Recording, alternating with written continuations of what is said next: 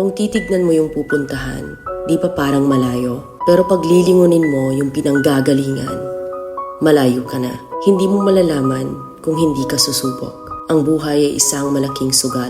Kung lagi kang takot sumugal sa isang bagay dahil takot kang mawalan, mauubos lang kung anong meron ka. Kung hindi ka mawawalan, hindi ka rin magkakaroon. Kung ano man ang mga desisyon mo ngayon, yun ang magiging buhay mo bukas. Lakasan mo lang yung loob mo.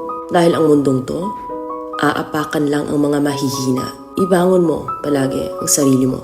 Balang araw, magugulat ka na lang na ang layo na pala ng narating mo.